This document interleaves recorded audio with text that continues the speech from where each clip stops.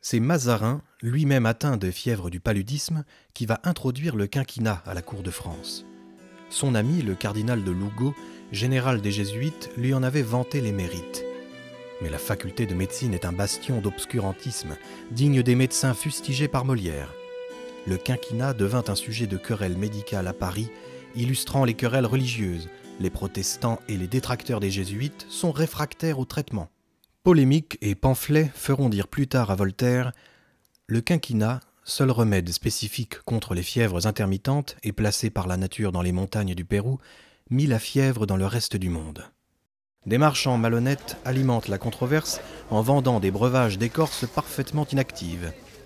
Le quinquennat passe aussi par Londres. Apothicaire à Cambridge et charlatan dans l'Essex, Robert Talbot, dit Talbot, écrit en 1672 un ouvrage qui conteste la mixture de quinquennat utilisée par les jésuites, mais recommande la sienne. En fait, sa préparation secrète n'est qu'un vin de quinquennat dont l'amertume est masquée par des additifs, citron, fenouil, persil. La contrefaçon n'est pas nouvelle et déjà elle paye. Nommé chevalier et médecin ordinaire de Charles II, Talbot vient en France soigner mademoiselle Marie-Louise d'Orléans. Versailles, vaste marais, était alors infesté de moustiques. Talbot guérit aussi le grand dauphin. Sur la recommandation de Fagon, médecin personnel du roi, le remède à l'anglais est administré à Louis XIV contre ses fièvres. Celui-ci récompense Talbot en lui versant une royale pension annuelle, 1200 livres, à charge pour lui de donner le remède au public.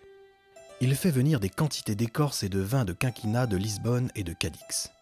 Ce succès attise l'antipathie de la faculté et des apothicaires, d'autant que le vin de quinquennat devient à la mode, comme le café et le chocolat. En 1693, à la cour de Louis XIV, naît un conflit avec Antoine d'Aquin, médecin personnel du roi, qui est disgracié au profit de Fagon. Au cœur de ce conflit, le vin utilisé dans les préparations de quinquennat. D'Aquin milite pour le champagne et Fagon pour le Bourgogne. Un choix purement médical.